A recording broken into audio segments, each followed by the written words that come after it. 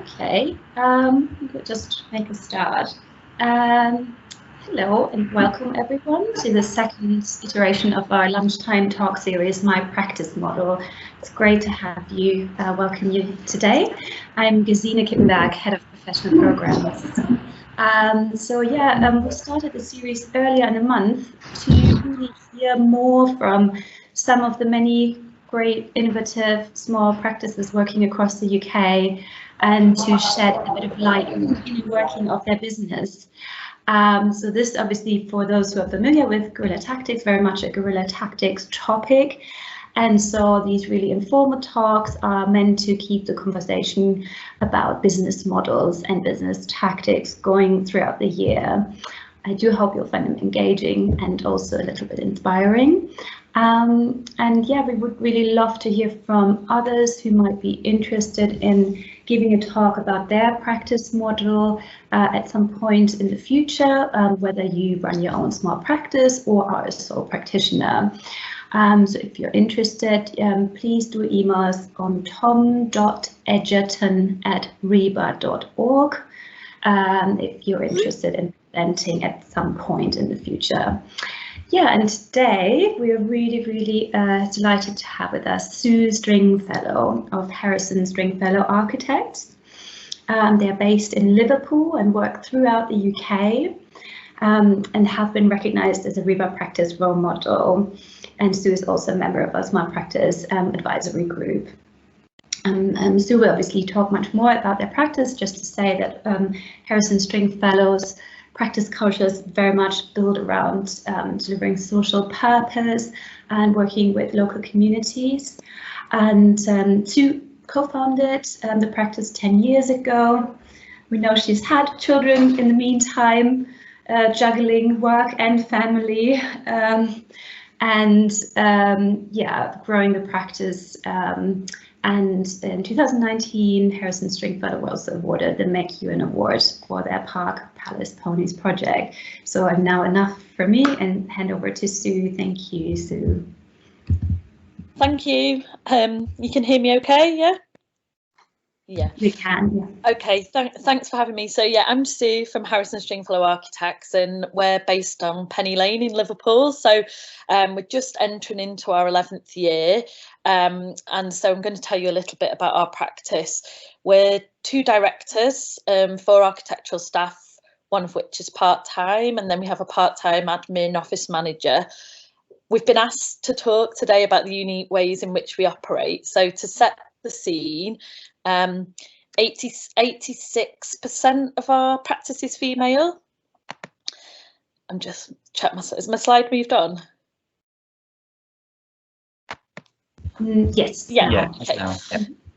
So 86% of our practice is female. Half of us are part-time, and Sarah, my fellow director, and I job share that role.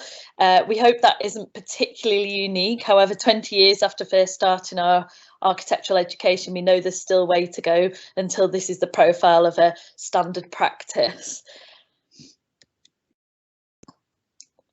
We set out to prove architectural practice could be family friendly, so we don't really have any late night working culture in our office, although I'm still guilty of that a little bit. Just I'm a bit of a night owl, and we'll still be a viable business working for clients that align with our values. So we started off in Sarah's front room and then a couple of rented properties, including a porter cabin. We took on our first members of staff, and around 4 years ago we bought our first property on Penny Lane, which was a shop front, and that was back where we'd originally started. We deliberately wanted a shop front so that people could see what architects do, and we use our window to draw attention to things that are important to us. Ultimately, we practice like this because we physically couldn't do it any other way. The office is outside of the city centre, so we're close to schools where our children go. We've both got, Sarah and I have had 4 children between us in the time that we set up. And they're all still quite young. I've got 2 boys and Sarah's got 2 boys, and my oldest is 10, to sort of set the scene of what we've been doing. And I guess above the offices outside of the city centre, so we're close to schools, and we had a flat above the shop that we used to be a student flat, and we converted that into an Airbnb, which has helped plug cash flow gaps in the early days, especially when we wanted to work on specific community projects where perhaps the funding or fees wouldn't allow us to explore in as much detail as we'd like. And then a couple of years ago, as Katina mentioned, we were recognised as one of 9 RIBA practice role models. And a quote from this said, "Flexible, inclusive workplaces don't happen by accident, they happen by design." So I guess, you know, we design and evolve our business to suit our needs.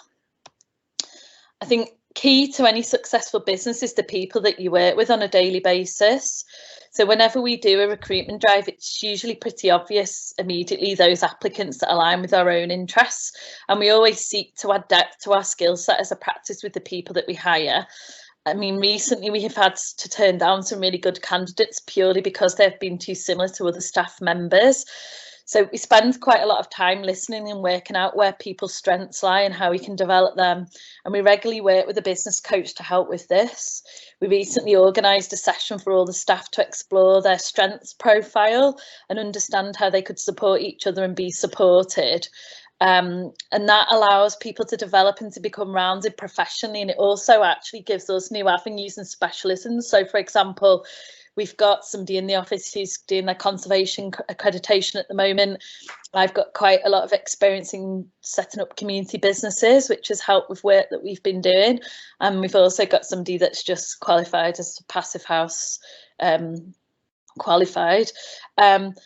And then the other thing that has been quite important to us during lockdown is to do with information sharing. Establishing our business in a recession and having 2 lots of maternity leave between us has meant our approach has had to be inherently flexible.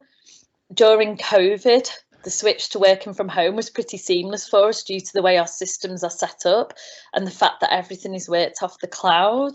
Our staff were already used to having to work independently and with sometimes ad hoc crossover with us to discuss projects or queries. This was tested to the limit as Sarah and I were balancing keeping the business going with being primary carers and teachers, although I'm not sure if my kids would agree that I was a very good teacher. And our colleagues had to get used to talking to us at odd times of the day or via our WhatsApp group. We've always encouraged like a flexible working attitude, so we trust our staff, and we just really expanded on this.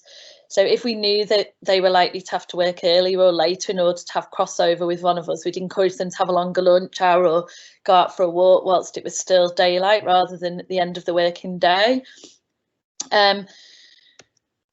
We also work out our fees on assessment of the time it will actually take to complete stages or tasks, rather than going in too low to win the job and then hiding the fee shortfall in unpaid overtime of usually sort of junior members of staff.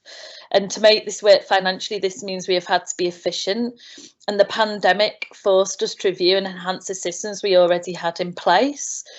Out went the physical board in the office and incomes Miro and Kanban boards and mind maps. Out went marking up physical drawings and in came iPads and digital pencils. We're a bit zoomed out, but to be honest, it's been a saviour and will be the way forward permanently for us for initial consultations with clients looking to do domestic alterations. And it helps decision making and discussions be a lot more streamlined. Some of our staff are now permanently working from home. So one's relocated to the Lake District and will do ad hoc days in the office once restrictions allow. We always knew that this is what was going to happen when we employed her, and although there is some trial and error, like the pandemic's ultimately helped us to recruit the right calibre of staff we need. So that's worked quite well for us. So a little bit about our business strategy. We've got 2 strands to our business, currently both within the same limited company. These are like the domestic jobs and private residential homes, and then commercial projects. A little bit about our private homes. So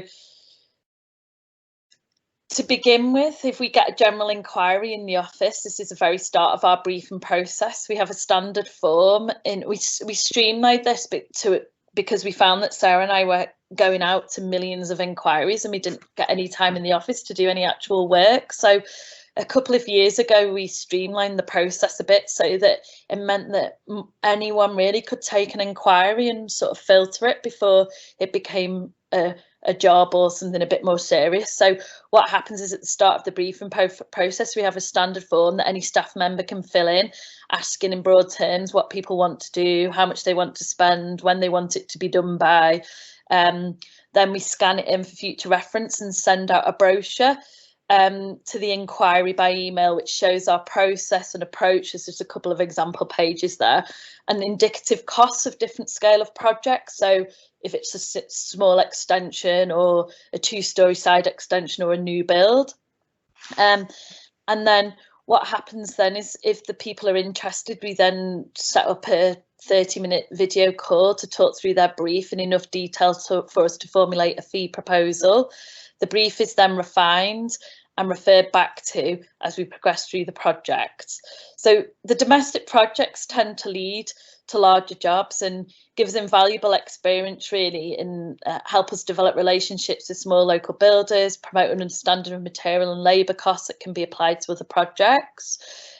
We've always undertaken these kind of jobs, and generally they arrive via referral or through seeing our shop front or signboard, or some of them are through the RIBA Find an Architect.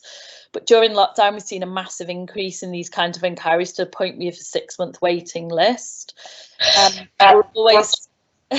We're always looking for new ways of procuring the work, and have developed a kind of management contract approach with my partner, who's actually a joiner and builder.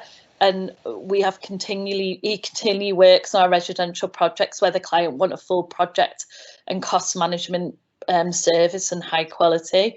It's just a couple of examples there of projects that are on site at the moment. And then the other strand of the business is basically all the other types of projects. So everyone has their own moral benchmark against which they choose who to work for and the type of project they want in their portfolio. For us to be able to practice the way we want, we don't work with organisations that typically expect long hours working, and really we like to work with people that recognise the value of our experience and straight talking and are interested in a collaborative way of working. Anyone that wants freebies or to demolish a list of buildings, generally a non-starter. We struggle to make traditional networking events in the mornings and evenings with a young family, so we tend instead to focus on providing a quality service for our clients and keeping in touch with them in the long term. So some of the clients that we have are on our 4th or 5th project with them, and they in turn recommend us to others. So I've just got a couple of examples of projects that are kind of in the pipeline and that we're working on at the moment. We've had an enormous amount of projects come through in this last year. We've always worked on community-focused projects, and I co-founded a social enterprise in order to enable one of these. This provided invaluable skills and experience that I've then been able to share with other community businesses. And during the lockdown, this sector has thrived, and we've got several wonderful new jobs starting as a result, as well as several public sector projects. So growing Studley, the first one, that's my little boy, he's now 10, so it shows how long I've been working on this project. That's a project that's funded by Power to Change. It's a social enterprise, and we're converting a disused building into therapy rooms. The income of this, which supports the revitalisation of a walled garden into a nature space for health and well-being. So quite a lot of these community projects work on a sort of circular economy approach to do with not just sustainability, but socially and economically as well. Park Palace Ponies, you may be familiar with, that we won the MacEwen Award for in 2020. They're doing really well and have commissioned us to do some continuation work for them, as well as some feasibility for other sites. So we're really excited about that. Sorry, Matt, the next slide is a bit slow. It's a big file. There we go. Oh, sorry, it skipped past. Yeah, and then we've got a series of very different projects all quite close together in the city centre of Liverpool that we've been working on this year. So 24 Kitchen Street we're just starting on site. I've just come from site this morning. I'm going back after this lecture with alterations for this, an independent cultural venue in Liverpool city centre to bring their first floor into use. And then just down the road from there, we've got the Flint, which is going to be a new furniture showroom and digital offices for an independent retailer called Utility. We've done a couple of projects for them now, and then a bit slightly bigger than that, we've got National Museums Liverpool. We've won a competition alongside Micah to explore the feasibility for changes to the Museum of Liverpool and small buildings. So that was the first time we've ever collaborated with a larger practice, and I think both us and them found it really useful and enjoyable. I think it's something we look to do again when we develop the business. We've also got quite a few listed buildings, and the majority of our work is within probably a 5-mile radius of the office. So there's a Dovedale Baptist Church, which is a conversion and alterations of Grade 2 listed church for a community group. And then we recently won a competition to look at alterations and improvements to a community centre for a local town council. And then several other sort of community projects and gardens in the north of the city in Bootle. So we're working really all over Liverpool at the moment. And, you know, we're really excited about the projects that we've got in the pipeline. So I guess finally, it's just a little bit of chat about how do you stay relevant and keep pushing forward, and pushing the conversation forward. So from our point of view, it's about continuing to develop our own knowledge. It's really important to us, as is our involvement outside of the practice. So staff do reviews and tutor at local universities. Sarah's a Part 3 examiner and working towards a conservation architect accreditation. I'm on the RIBA Small Practice Committee and Guerrilla Tactics steering group, and I'm also on the board of a social enterprise. So we hope that staff who work for us and then go off back to university or another practice take some of this ethos with them and push it further still, or call it out if it's not inherent in their new workplace because they've seen it can work elsewhere. I guess in relation to sort of equality and having a family and like doing sensible hours and so on to make it work. And I guess to stay relevant, we need to think more broadly about what the architect's role is in society rather than just our role as designers. I think that's probably the last slide. Yeah, so I don't know if anyone's got any questions or you want me to go back to anything, then please give me a shout. Thank you, Sue. I'm going to start with a couple of questions, and in the meantime, anyone who'd like to comment or ask, please post in the chat. Sue, I thought it'd be interesting actually to hear a little bit more about the work you're doing with your business coach.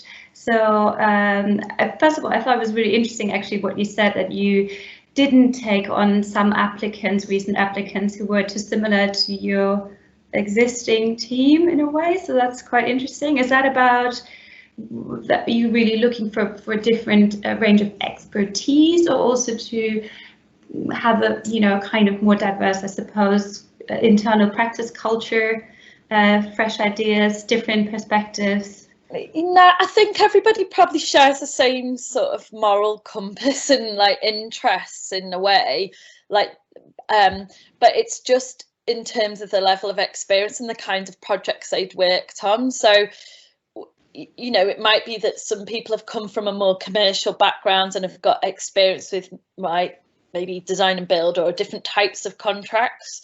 Yeah. Whereas there was perhaps some people that have come from practice where they've done really similar projects that we already do.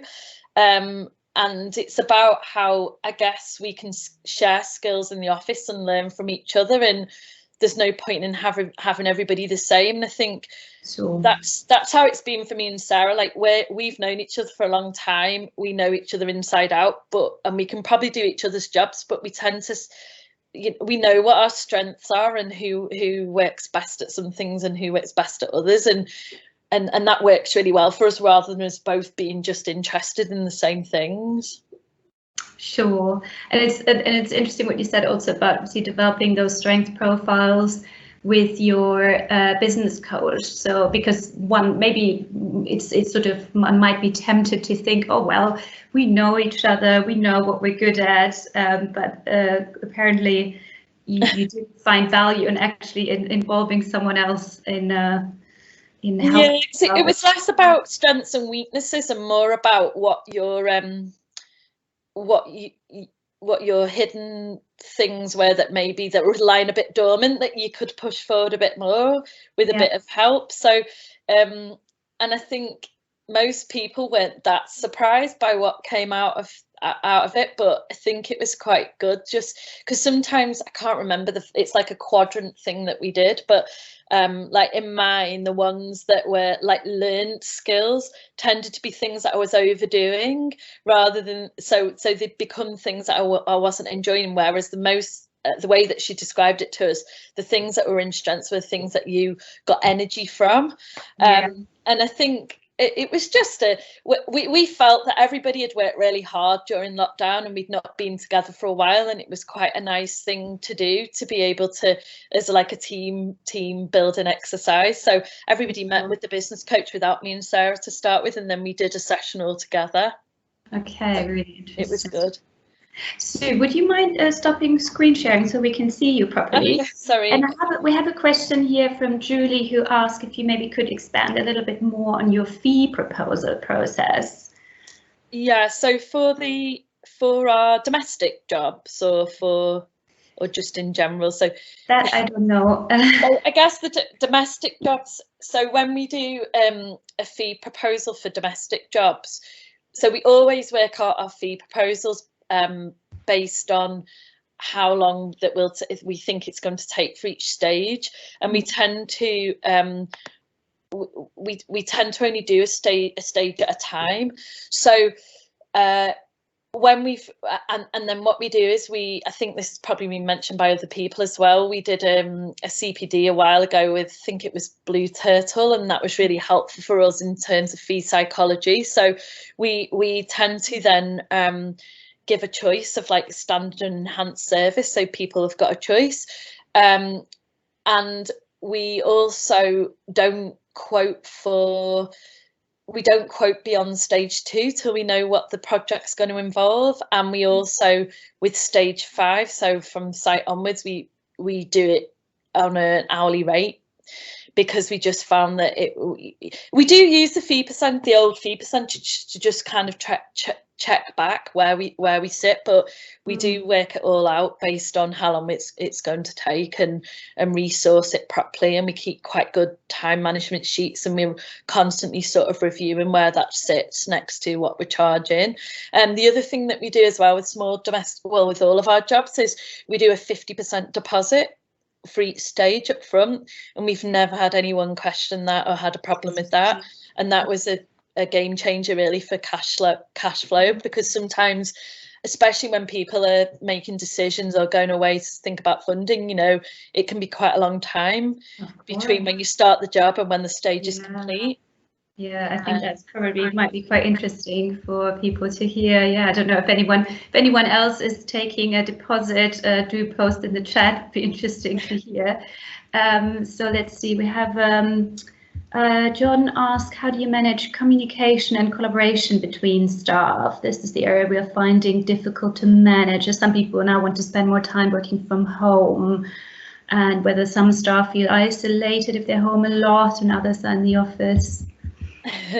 So we've always had a WhatsApp in our office, because when Sarah and I were sorry, my phone keeps flicking off. When Sarah and I were working, we worked probably we tried to work 4 days, but it's probably more like 5 now. But when we used to do 3 days each, quite often that would be the way of crossing over and answering quick questions. So and that we also have like a whiteboard in the office, so we tend to once a week do a meeting with everybody, so everyone can just get up to date with where all the projects are, just really quick headers on what people are working on that week, just to keep everyone up to date. And that's now transferred onto using Miro, which we found really helpful. Some of us fill it in better than others.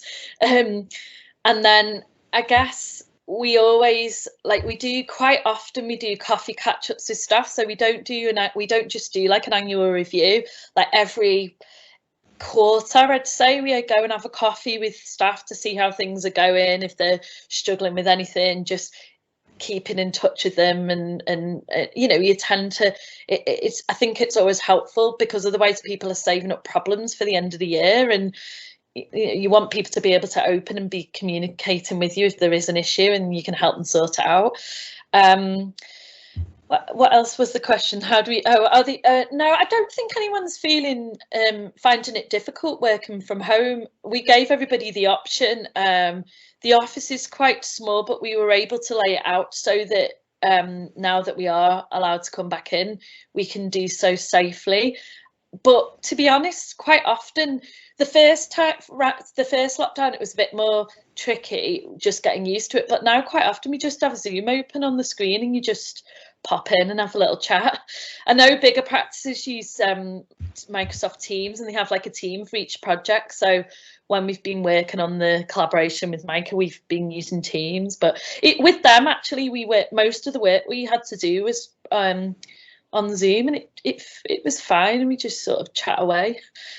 Just kind of got used to it. But I think at one point Sarah and I just kind of got fed up with doing everything on the screen, and we thought that there's nothing beats sort of like sitting around the table and discussing things and bouncing ideas off each other. And we were ready for coming back in, because I think some of the junior members of staff, we haven't got any part ones at the moment, which is quite telling. So I guess our part 2, 3 was the one that it was perhaps most difficult for, because she's not got the benefit of the experience of being able to ask questions to other people in the office. So, but we just had her on Zoom and checked in with her regularly, and sort of, I guess, timetabled the day a bit better on the calendar and things, and just became a bit more efficient.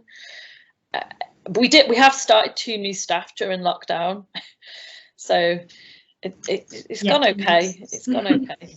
Maybe one other question, Sue. I thought, I mean, I know that you're working hard. Obviously, it's not. You know, you're not yet there 100%, but working hard on really trying to cut back on overtime, aren't you? I don't know if there's. I know there is no perfect solution for it, but I don't know if there's anything or any tips maybe you can share, if it's just about, you know, setting oneself a goal. Are there any? Yeah, so Sarah is really good at being realistic about how long things are going to take, whereas I'm more of an optimist. So I think we give people realistic time, try to set realistic timescales. So like at the moment, if someone rings up, you know, we have to say we've got a 6-month waiting list, and some people are still prepared to wait, others aren't, or others go away and then come back. So and I guess we just try to keep an eye on that. So if people are you know, we can see people are creeping in doing extra hours, we'll try to be quite agile, and everybody sort of helps, so everybody knows about all the projects are in the office. Has become a little bit more difficult as we've had so many projects over lockdown, keeping an overview on everything. But we've got other we also, when we have projected a work, we've got like instead of it just being on a whiteboard where we work out what everybody's doing each week, we've started using other systems to kind of manage when people are going to be working on things, so that we can see where the gaps are and what, you know, how we fill that. I think it's quite like how you expand and contract to suit your workload is quite an interesting discussion for small practices, because we don't really want to grow probably that much bigger than we are.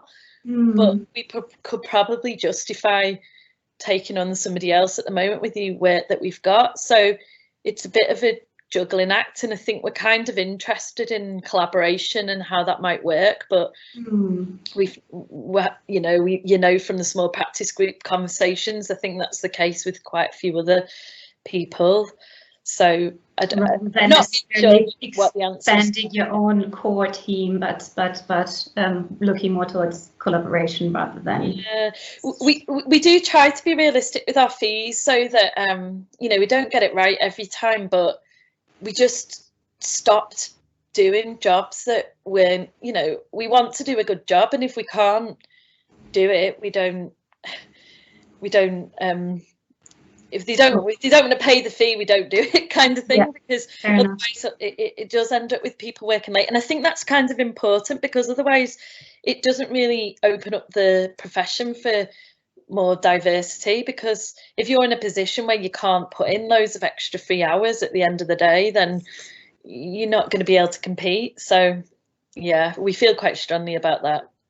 Absolutely, that's great. I think that's a great way to end the talk. We're already at 1 o'clock, so Sue, thank you so much for joining us. I know you're off to your next engagement, and so just to everyone listening, our next talk is on the 17th. Let me double check. That will be Thomas Miller, who some of you may have seen, as he was the creative director of Guerrilla Tactics last year. And yeah, and just one more time, if anyone is interested in giving, sorry, Thomas Miller is on the 16th of June, not 17th. And yeah, definitely do let us know, do get in touch if anyone would like to speak another time. And yeah, hope to see you again in June then. Thank you. Thank you.